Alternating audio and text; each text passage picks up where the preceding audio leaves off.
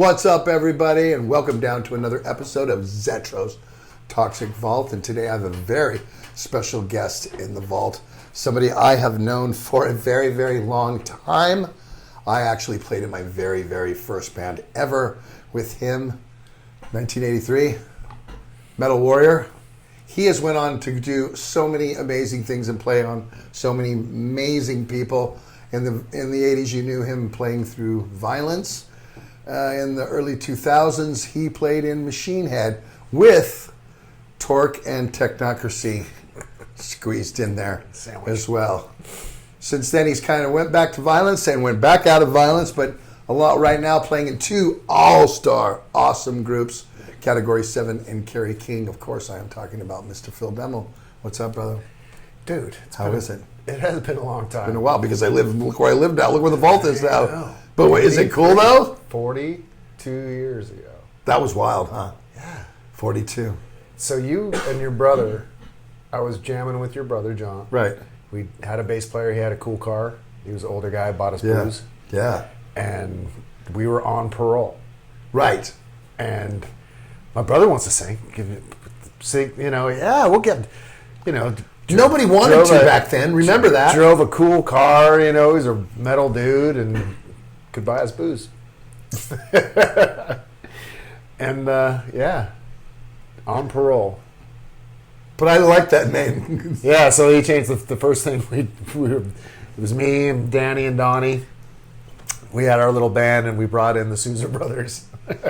Metal. Lost all control. Warrior. But you guys led to our corruption. I think it led to the mentality that was necessary to be where you're at and to know that, I think, absolutely.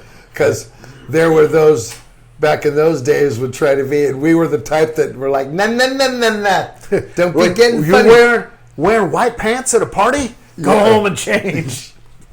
That was my brother. I didn't tell him that. I agreed with it, but I didn't say that. That was my brother, John. You don't wear white pants to a party. Not in 1983. Is it 3? Yeah, it's 83. Right. It was 83. It was 83. Because I was already in Legacy by 84. When we did the little thing with Troy and Victor for a few months. And then I went. We were Assailant. And then I joined. That's when the Legacy thing started. So, so we covered Stand Up and Shout by Dio. Yeah, and Die With Your Boots On by Iron Maiden. Yeah.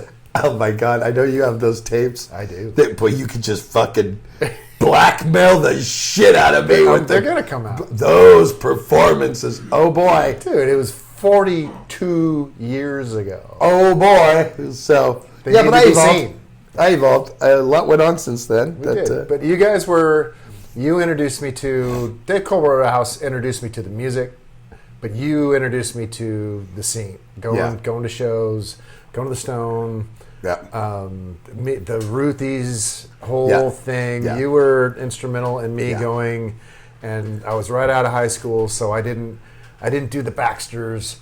Everybody's going to the bars, and I didn't do that. See, I did those on certain nights. I would go put on my certain suit and shirt and go Bob looking for girls, you know what I mean? Never danced. I just go there and grab drinks and listen to that shit music but there wasn't that, you know what I mean, for you. But we have to give credit where credit's due. I mean, had Willie Lang not joined Diamond, we would have not necessarily met that set of people from that scene out there. Right. We were all introduced to Derek, Eric, and Louie, and the Exodus guys, and the Metallica guys, because we went out there, Loz Rocket, and I saw a picture of Chris Holmes way back in the day, and Danny Spitz. So they're like 3 feet down, and Chris Holmes is wearing the Prelude to Death shirt. Yeah, the Prelude to Death shirt. And it's like that was Willie's first show. Yeah. And we all drove out to the city to go see him play at Wolfgang's with them and Wasp. That's right. Yeah, we owe a lot to Will. So we owed a lot to him. Yeah, because we would not. I don't think my career would have flourished like it, did had I not, had I not met Willie, and he did. Which I met Willie Lang, who played bass in Loz Rocket, as I was a roadie for him and Chuck Billy's band Rampage in Dublin, and I just was kind of a hang around with those guys, and it kind of elevated from there. And then Willie joined Diamond, and then from Diamond Laws Rocket, and that's how we were introduced. And we had the stage in Danville, which was kind of like 20 minutes away. It was a spot to go see local music, and where you could get your family and your friends to come see you. You know what I mean? Every time, close enough. When Metal Warrior played there, my mom was there, my dad was there, Kevin Fry was Karen Fry. Yep. All my dad's biker friends were there. And so it was. I think I was 16. Yeah, I think you were. 16. I mean, that's where you would see music and shitty lyrics. All of our songs where you wrote, a lot of them, the lyrics, and I mean, but kids don't do that at this age. I have an experience of that. But yeah, us starting to write music. No one gets out alive. Da, da, da, da. I still have. I don't get. Your time has come. Answer the phone. Answer the phone.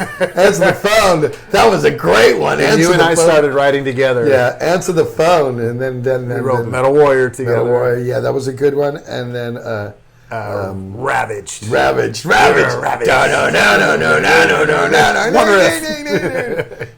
Quick. Because you guys had those fucking tube screamers that would just feed back every time you went into a rhythm, you know. Shittiest tone ever. It was great. Your Destroyer, your evil Ibanez. Friend. Evil friend of mine. He's evil friend of mine. Oh, God. Demon Seed? Demon Seed, was ahead of its Demons. time a little bit. Yeah, we had some, boy, you could get a pot of coffee here, you might get going on something. I mean, it wasn't the Def Leppard 16-year-old style of writing or that, even that level, but it was something to be said for. We were trying to be ruthless, is all it was. Yeah. It was trying to be heavy, trying to be ruthless, wanted to have edge. Everything had to have edge. Look, everything. I will give this to you, that you were super driven and you knew what you wanted to do. And I was still in high school. You were out of high school, but I was still, had other interests, maybe playing football. But after a while, you drove us to practicing, every day.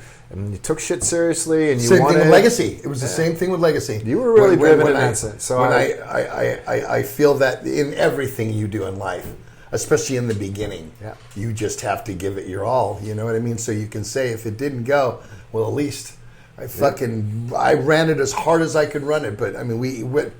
Come on, the ASI days, we drank, ate, sleep, snorted. Everything, the business. Yeah. We went to work, and then we went all the way to Dublin, and then we went all the way back to Oakland to practice. Yeah. And then we went all the way back to Dublin, and then 6 hours later we went all the way back to Oakland to work again. Saw the sun come up, saw the sun go down. Exactly. We didn't care. But that's also what I was talking about your drive, even back then, and with your jobs and everything. Man, you get up and you would, because you know me, what was one of your nicknames for me? Sleeper. Likes to sleep. So I was good for 4 days a week, sometimes 5. Sleeper. But you were there every day. Yep. You're up every day going to work, and this is, you worked hard, and you deserve what you get. In the 20 years that I had to go in the Carpenters Union and do that, I was never late one day. There was days I called in sick, what I mean? But never late one day. I've never been late to an airport. I've never been late to a bus call or a lobby call, ever.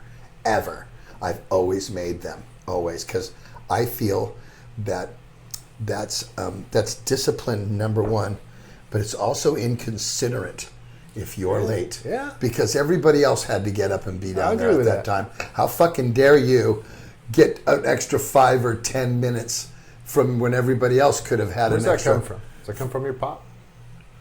I think both of them. My mom never worked necessarily, but I think it comes from Portuguese upbringing. Respect. Exactly. And don't take the money for granted, you know what I mean? And work hard for it and earn it. And I would always look at that. My dad was never late for work either. Yeah. He was never late for anything, you know what I mean? And they were, if we had to be at a family function or something and it was 12 o'clock, 11:45, 11:30, we're there, you know what I mean? They were never like, hey, where's the Souzas at? You know what I mean? Oh, they're always late. They'll be here, come rolling in. That was not the case. And so I feel that it's very immature to do that. I think that you have to, respect other people. You know what I mean? It's like if you have to get up and go to a job, and that's on yourself.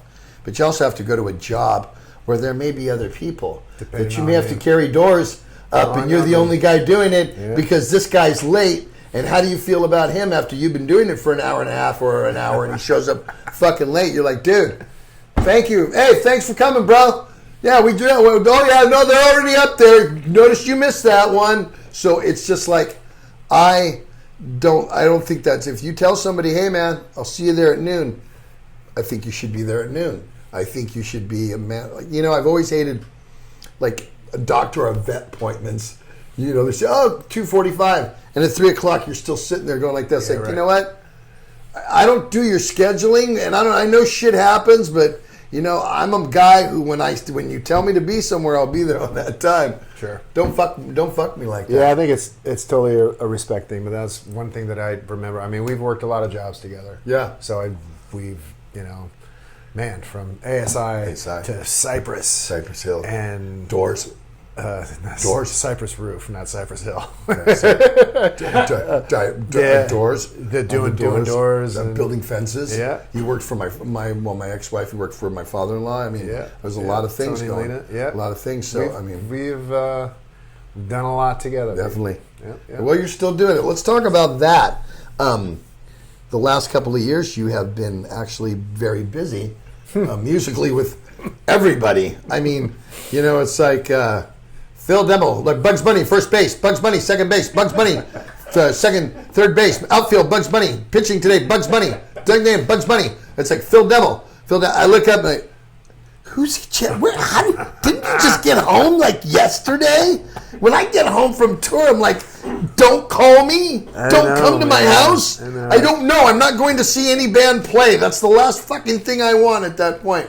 I haven't said no in the past 7 years. I know.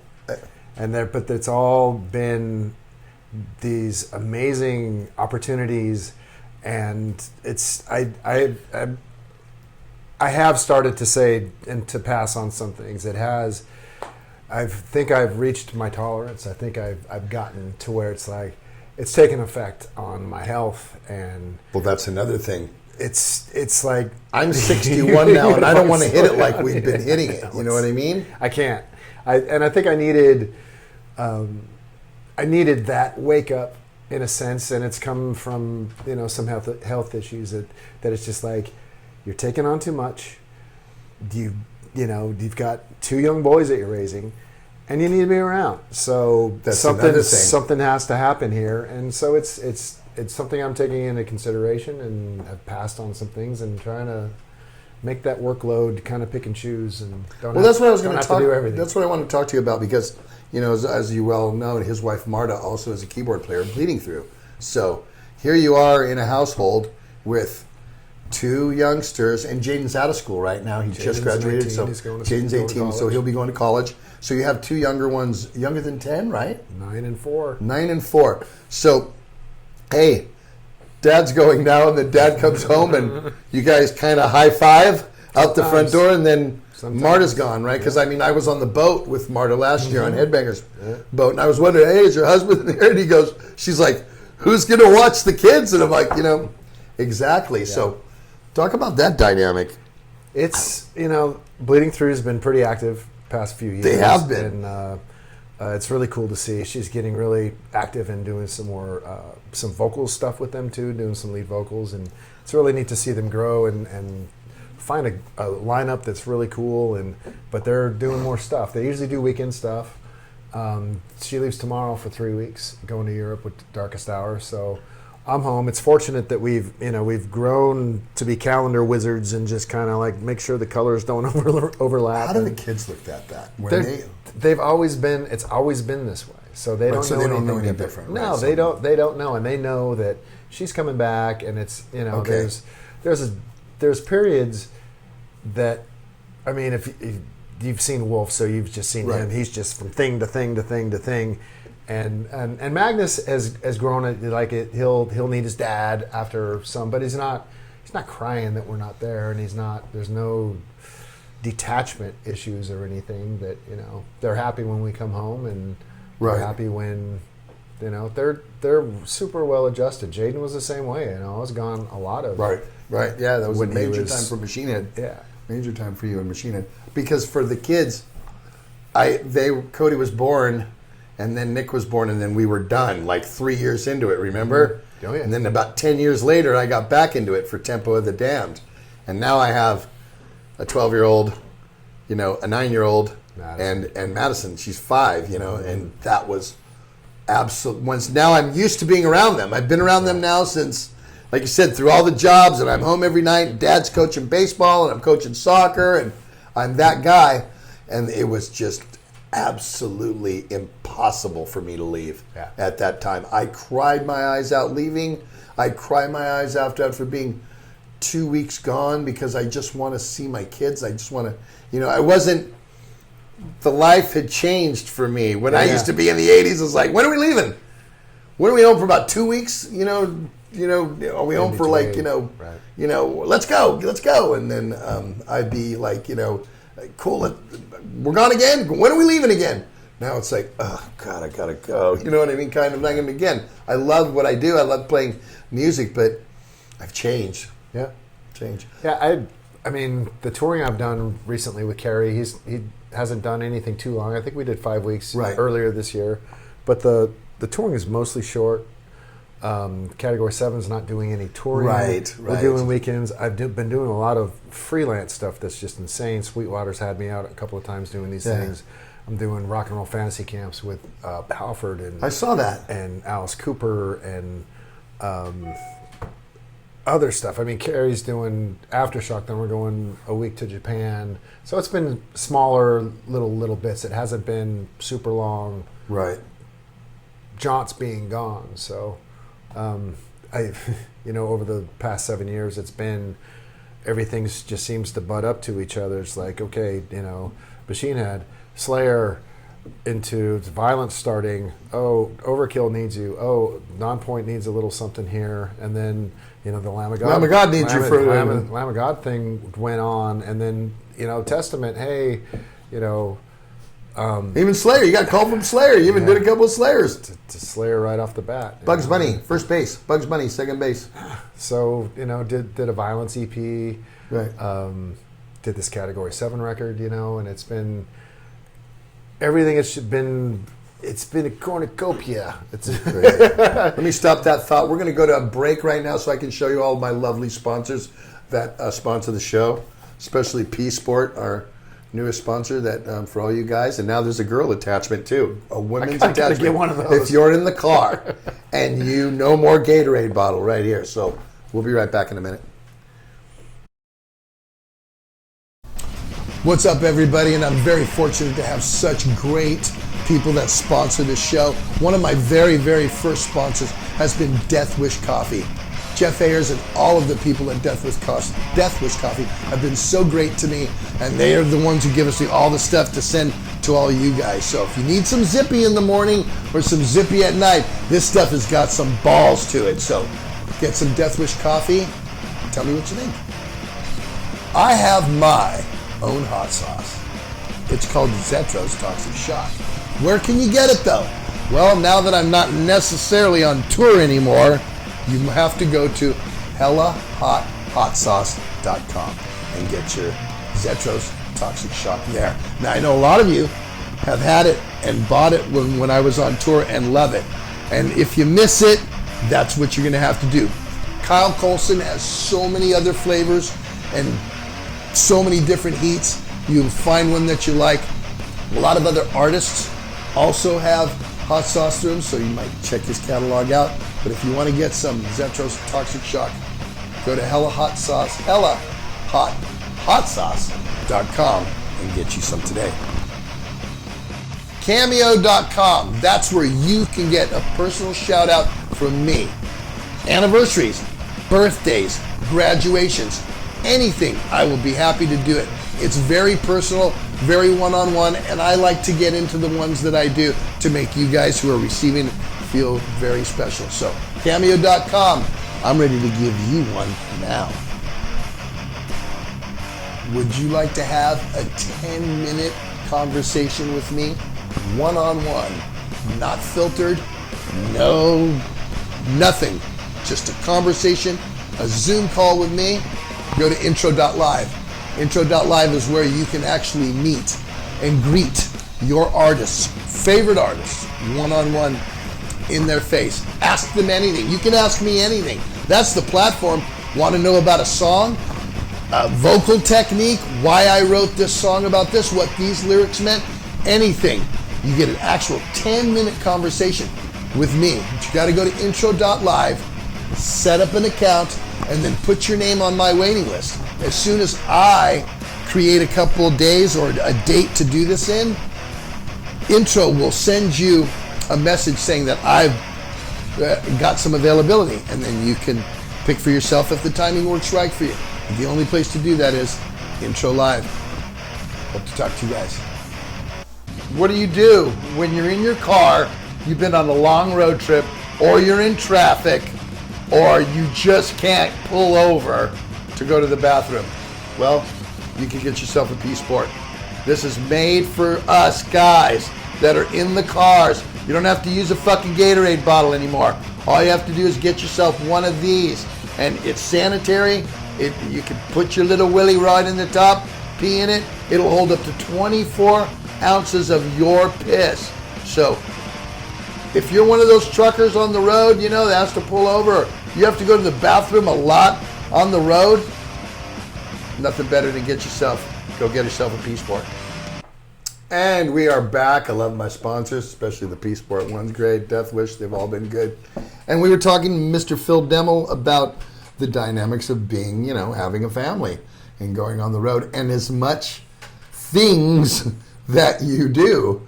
And you were saying you picking and choosing, so now you want to do, of course, you get a chance to go play with Tommy Aldridge and Billy Sheehan, and that's bucket list shit if you're a musician. Sorry, but you are. It is, and now you're doing something you said with Phil X and Kenny Arnold. Yeah, so going out to Sweetwater on this weekend for Guitar Fest, and the people out there are really cool, and love it, being included with all this stuff. So that's the thing, being part of the fraternity makes you feel like you want, and then watching them, like when I saw your guitar commercial, and was watching the other musicians comment on you, who actually know who you are. We're talking heavy fucking hitters. It's pretty cool. You know what I mean? I think that's everything. That's what I'm saying. Some of my heroes know me by my first name, or know Zetro. Right? That is just unfucking believable. Yeah. You know what I mean? And I love that. That's part of it. I still. It's part of the respect thing. Absolutely. I don't never look at myself that I helped, even though I did, and you did as well, helped innovate this sound that is carried on. And I was fortunate, as you were as well, to live in an area where it absolutely flourished. Yeah. But when we were doing this, and none of us had even gone to L.A. to play the Pomona Valley Auditorium yet. I drove all your asses down I'm there. just saying, we thought that every city had 12 thrash bands deep. Cool. Right. Don't you think? Right. Okay, so, and then when I finally went on tour, we found there were full states and territories that it didn't even exist. You know what I mean? They came from there to see y'all play speed metal, you know what I mean? And tape trading and word of mouth was the only way to find out. That was the only thing. So through all that, I don't consider myself. What I'm getting at is I don't consider myself this entity, but some people kind of do consider us this thing. It's just hard to look at when it's you. You know what I mean? Because I look at guys like Alice Cooper and Halford as legends. And then we'll hear the same thing about us, but I'm like, maybe I'm a legend. I don't know. Those guys are definitely legends, Look at Alice. Alice is what, 76? And he still hits it. Yeah, it's pretty awesome. That's pretty crazy. Yeah, I was talking with Tim on the way out here about how fortunate, we were to grow up the way we did in Dublin, California, And I think, again, that helped. To great families and great support, and the music that we were exposed to, and that scene, it's never going to happen again. It's so special for us to be there and go see Metallica at the MAB and go see Metallica Yeah. at Ruthie's Inn before Right. they play the Day on the Green. Right, and exactly. See all these bands. Cliff's birthday party and Yeah. Gary's birthday party, and everybody's playing and doing jam. really fortunate. We were, and then there was a million bands back then. Yeah. Everybody from hair metal, like my brother's bands, Broadway and yeah. Zeros and Yep. Moxie Llama and all the Shea Roxys and Mad Hatter and Cheaters. Cheater and Roulette and Le Mans, Kid Blue, Flame. Flame, Vane. I love David Vane. Murder Bay. Exactly. There was a band everywhere, every day doing something. You know what I mean? You could go to a show 7 nights a week. You could do that. That does not exist anymore. And you could go to a show for $4 every night, Yes. or $3, or if you knew the guy at the door and you played there the week before. Buy a $2 drink Exactly. with Zet's expired license. Exactly. And we passed that thing around like it was so awesome. It was amazing. So, talk about the stuff you got coming up. I think this will be aired by Aftershock next week, Tim. Yeah. Okay. So I believe this will be aired the week of Aftershock. So you are with Carrie. Yep. Going to Sweetwater this week to do something with Kenny Aronoff, doing a filming there. Who else is on that as well with yourself? I think Phil X is going Phil to be X? there. I talked to Brian Keogh from Dunlop. He's going out there. I don't really? know. I like the way that they've kind of operated with me, especially with that riff challenge I did. Was like I didn't know what was happening until, and that was another bat phone incident where like, hey, Phil X had to cancel because he was playing with Triumph for the Stanley Cup. So he's like, can you fill in? It's like, what am I going to do? Well, we don't really know yet. So night before, I'm writing riffs for Tommy Aldridge, fucking, Art Cruz and Nick Collins, Phil Collins' kid. And so these thrown to the fire, it's like, let's fucking go. Yes, I will fucking be there, Aftershock with Carrie. With Carrie. The week after that, we go to Japan. We're going to do, what is it, a Loud Park out there? Absolutely amazing. Doing that. I got to play that with Scorpions with Exodus in 2016. Yeah, that's a good one. They're going to one of the biggest. Yep. And they're going to treat you very well there. Did a couple with Machine Head there. Yeah. They played there, exactly. And we're doing one. It'll be the last. I'm pretty sure it'll be the last show of the From Hell I Rise touring cycle for Carrie. So I think that he has some songs. He's going to start working with Paul. He's open for me throwing in some riffs and seeing. So this is going to definitely. It's in the touring cycle for. It's in the touring cycle for this as album. Far as you got to understand where I am, I get a lot of my news from the internet as far as when we're playing shows. So, that's my understanding. Yeah, no, that is. That's not the gospel. So, but this is definitely going to continue. There will be future Kerry King albums. Absolutely. Okay. Yeah. Everybody's it's a great band vibe. Great, playing together. The dudes are all so good at what they do. It's Kerry, of course, and Paul. Mark singing. But going into this, playing with Kyle was probably not a shocking thing, but the most surprising thing to me. Why? Because I'm stage right with a bass player, which I haven't done in years and years and years. So I'm getting his bass ripping my head off, but in a good way. He plays with his fingers, plays thrash with his fingers, and his tone is fucking awesome, and he hits every note, and he's a fucking beast on stage, and it was just, the dude just fucking nails it. I was so impressed and so surprised by him playing this music and how well we all fit together. So I'm looking forward to writing this record and it's probably mostly not going to be included, but I'll probably have some riffs on there and recording with these dudes and getting another record out. So be out next year again. In Category 7? We're doing the Lamb of God boat for Halloween. Right, I know that. And we're doing a gig at the joint you're playing, I think. Pipers? Yeah, that's right. You're Pipers. Playing Pipers with John Bush, and he's going to be doing the Anthrax era. Not that show. Who were you with that? That's Category 7. Just Category 7 at Pipers. Yep. And then we do the boat.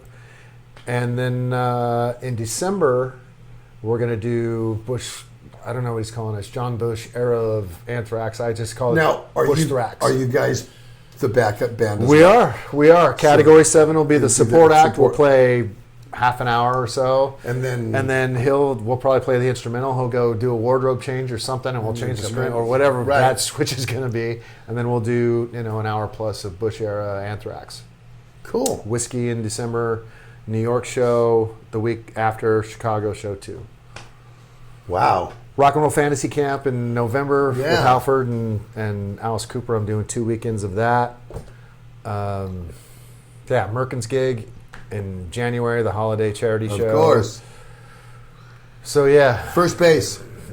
Pitching. Outfield. Left field. Third base. And your guitar. Let's talk about that. Jackson has, and this was, I might have planted the bug in their ear years ago, but the polka dot Randy Rhoads tribute guitar that I had, we did a short run of it back in 2000. With the Demolition body style, right? That was the one I have, and then we did a limited run back in 2012 or something like that, and so they're like, hey, let's do a re-release of this, but it's not the Demolition, it's just the King V. It doesn't have the cutouts. Okay. My model, the cutouts, it's just the King V, but they're calling it the Phil Demmel Pro Series, Randy Rhoads tribute guitar, And anybody can go to Jackson and buy that guitar. you can get it off of Sweetwater or off of Jackson online, and where they can. It's limited runs, so there's. Really? But they've next day we're getting reports of like, we're sold out at this site, or we're Really? So yeah, I guess that's good news. It's fucking great news. Yeah, That is absolutely awesome. yeah. So, and I think that that's going to lead into the next year. Marta's home, and we fucking do our thing, and the kids are growing up, and the deal. You don't know the deal. Well, I don't anymore. I'm 50, They're gone. I'm 58, changing gone. diapers. They're not. They're gone. They're gone. They're gone. I'm 61 with a grandson. You got pee pads, though. I got pee pads because I got pug dogs. And I got babies, which I put on there yesterday. So, well, hey, bro. Hey, thank you for coming in and telling everybody Look at I love us. you. You know what I mean? 42 years I later. know. We're still doing this business. It's insane. At a pretty impressive level, I think. I'd have to say. We're very fortunate. I don't take my success for granted. I don't take how lucky I've been to have played music at the level that I've got to play music at and be remembered that way. You know what I mean? So I'm very fortunate at that. So we'll bring you back in again. Absolutely. No, when I want to get you and Marta in here, and I want to talk to you both at the same time, because that would be a hell of an... Yeah, absolutely. Yeah, absolutely. She's, I'll bring you guys in for dinner. You can come and hang out. We'll play pinball. The linguiça. In Portuguese. Yeah, I'm Portuguese. I made one linguiça. It's some of the best linguiça I ever got. It was amazing. Thank you. Thank you for saying that. So you guys know what to do.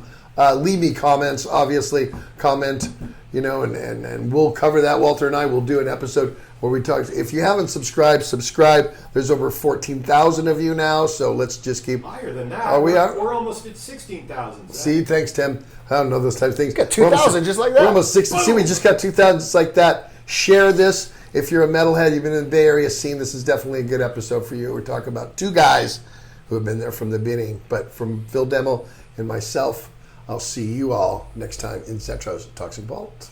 Bye now.